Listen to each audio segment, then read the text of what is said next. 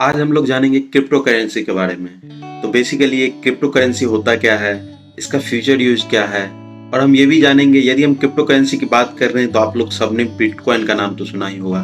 तो हम इस बिटकॉइन के भी बारे में जानेंगे। अभी जो अपना आरबीआई है उसने लॉन्च किया ई रूपीज। तो बेसिकली ये भी एक डिजिटल करेंसी है। तो हम इसके साथ इसके बारे में भी जानेंगे, बेसिकली ये होता क्या है, इसका क्या फ्यूचर यूज।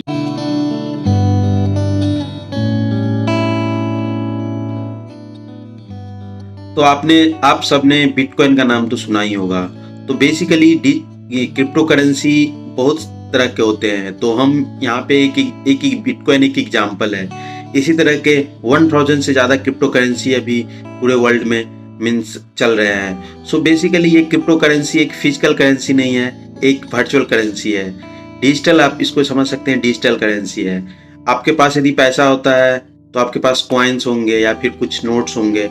बट जब आप डिजिटल करेंसी के बारे में बात करते हैं तो वहाँ पे आपके पास गोल्ड जैसा एसेट नहीं होगा, बट आपके पास डिजिटल गोल्ड होगा।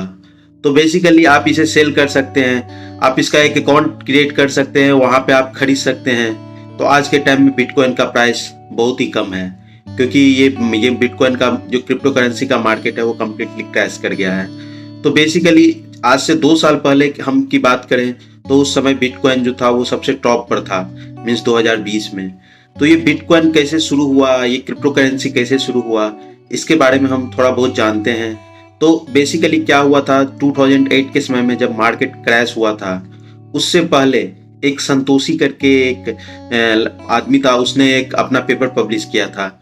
तो बेसिकली उसने ये बतलाया था जो हम डिजिटल करेंसी में भी कैसे एक्सचेंजेस कर सकते हैं, हम डिजिटल करेंसी में भी कैसे किसी भी सामान को खरीद सकते हैं, इसका फ्यूचर यूज क्या है। तो उसने बहुत सारा अपना एक पेपर पब्लिश करके बहुत सारे थिंग्स को एक्सप्लेन किए थे। बट आज के रियल वर्ल्ड में ये जब हम इसे देखते हैं तो ये एक बहुत जेन्युइन लगता है। अब तो आरबीआई ने भी अप्रूव कर दिया, हम इसका स्टोरी भी बतलाएंगे आरबीआई कैसे अप्रूव किया, इसने क्या क्या किया हुआ था। तो बेसिकली हम इसका स्टार्ट से शुरू करते हैं। तो ये 2008 में ये शुरू हुआ था, जो मीन्स उस समय, और इंडिया में तो 2013 में आया। तो 2008 में जब ये स्टार्ट हुआ था बिटकॉइन, जब मार्केट क्रैश हुआ था स्टॉक मार्केट, उसके बाद बिटकॉइन जो है यूज में आया था। तो जब ये बिटकॉइन यूज में आया तो सबने इसे लाइटली लिया। तो बेसिकली इसका प्राइस बहुत ही कम था, बट कुछ लोगों ने इसे परचेज करना भी शुरू किया रैंडमली। तो उस समय में मीन्स 1 रुपीज से भी कम इसका इंडियन करेंसी में यदि हम देखें तो 1 रुपीज से भी ज़्यादा ये कम इसका प्राइस था। बट फिर भी लोगों ने कुछ लोगों ने इसे खरीद लिया, मीन्स ऐसे ही जो चलो देखते हैं क्या होता है फ्यूचर। बट टाइम के साथ ऐसा भी समय आया जब ये 2020 में 40 लाख से ज़्यादा इसका एक बिटकॉइन का प्राइस चला गया। तो बेसिकली बिटकॉइन जो है वो मीन्स स्टार्टिंग में बहुत कम प्राइस पे था, लोग समझना मीन्स समझे नहीं इसे क्या होता है। बट टाइम के साथ ये बहुत हाई प्राइस हो गया इसका। तो कुछ ही मीन्स इसी तरह चलता रहा। फिर 2013 में हमारे मीन्स बेसिकली यहाँ पे बहुत सारे एक्सचेंजेस ओपन हो गए इंडिया में भी। ये सारे एक्सचेंजेस वर्चुअल चल रहे थे। यहाँ पे आप बिटकॉइन अकाउंट बना करके आप बिटकॉइन खरीद सकते थे, आप सेल करते थे, माइनिंग कर सकते थे, ये सब चल रहा था। फिर ये जैसे ही गवर्नमेंट को इसके बारे में इंफॉर्मेशन हुआ, फिर गवर्नमेंट ने इसे मीन्स बेसिकली गवर्नमेंट को कुछ समझ में नहीं आया, क्योंकि गवर्नमेंट समझती थी ये कम्प्लीटली फ्रॉड है। आप बिटकॉइन खरीद रहे हो बट हमें टैक्स नहीं दे रहे हो, आप बिटकॉइन खरीद रहे हो बट हमारे पास कुछ इन्फॉर्मेशन नहीं है, इसीलिए इसे गवर्नमेंट फ्रॉड समझती थी। बट इसी तरह चलते रहा। फिर गवर्नमेंट ने क्या किया, आप बिटकॉइन नहीं खरीद सकते हैं, जो आपके पास यदि इंडियन करेंसी से आप बिटकॉइन नहीं खरीद सकते हैं, ये एक रूल ला दिया। तब जो बिटकॉइन के जो एक्सचेंज चल रहे थे इंडिया में वर्चुअली, उसके पास एक मौका आया जो चलो हम इसे कोर्ट में ले चलते हैं, देखते हैं क्या होता है। फिर इस मैटर को कोर्ट में ले जाया गया, और पता वहां पे कोर्ट मीन्स सबसे पहले तो कोर्ट ने अच्छे से चेक किया क्या होता है नहीं होता है। फिर आर्टिकल 1 से इसको मीन्स मैप किया गया और ये बतलाया बेसिकली आप बिटकॉइन खरीद सकते हैं, कोई इशू नहीं है। तो 2018 में गवर्नमेंट ने इसको अप्रूव कर दिया था।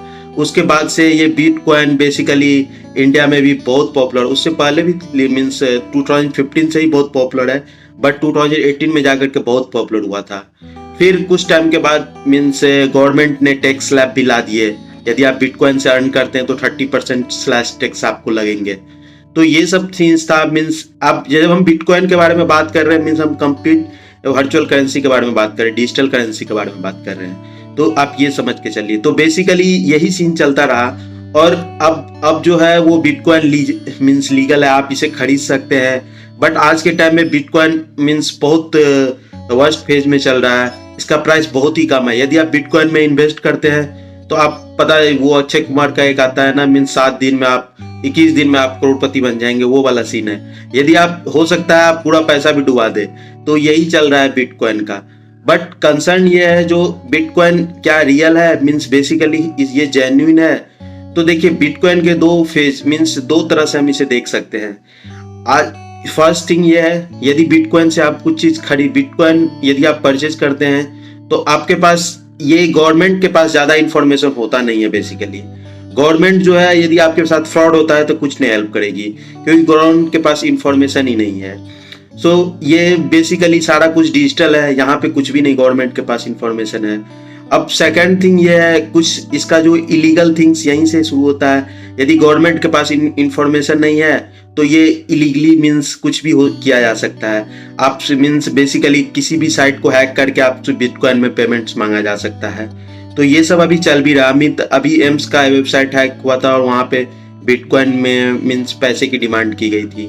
तो ये सब रियल है, ये सब चल रहे हैं। तो इसीलिए इसी टाइप से होते रहे। फिर एक बंदा है अमित भारद्वाज। तो बेसिकली अमित भारद्वाज ने एक फ्रॉड भी कर दिया था इंडिया में।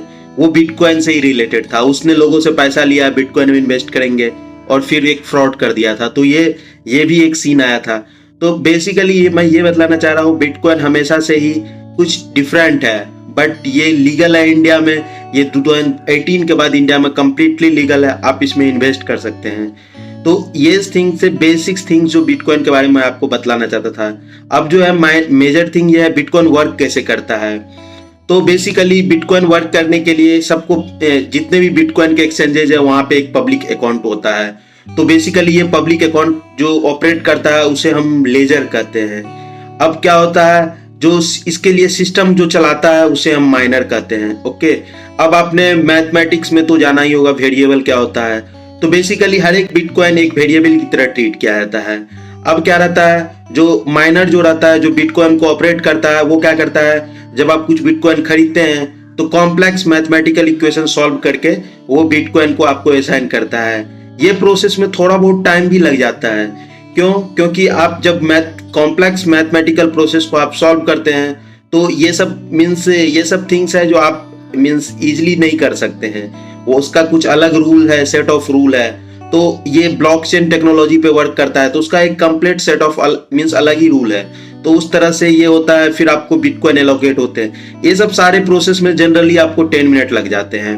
बट कंसर्न ये है जो इतना टाइम देने के बाद भी ये क्या मीन्स हम इसे यूज कर सकते हैं। तो ये कंप्लीटली आप इसे यूज कर सकते हैं, बट डिपेंड है मीन्स यूज केसेस पे डिपेंड करता है। आप लेटर सपोज मनी ट्रांसफर करना चाहते हैं फॉरेन, जहां पे आपको बैंक 2 दिन से ज्यादा टाइम ले लेता है। तो बेसिकली 1 दिन या उससे ज्यादा टाइम ले लेता है। तो फिर उस समय में आप बिटकॉइन में मीन्स पैसा किसी को सेंड कर सकते हैं।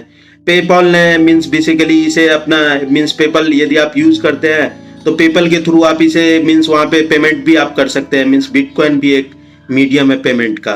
तो मीन्स यही सब चलता है। बिटकॉइन जो है वो हमेशा से इसका फ्यूचर बहुत ही डिफरेंट होने वाला है। इसी से इंस्पायर होकर के इंडियन गवर्नमेंट में ई-रुपीज को लॉन्च कर दिया। तो ई-रुपीज गवर्नमेंट ने लॉन्च किया, वो कंप्लीटली क्रिप्टो करेंसी से इंस्पायर होकर के लॉन्च किया गया।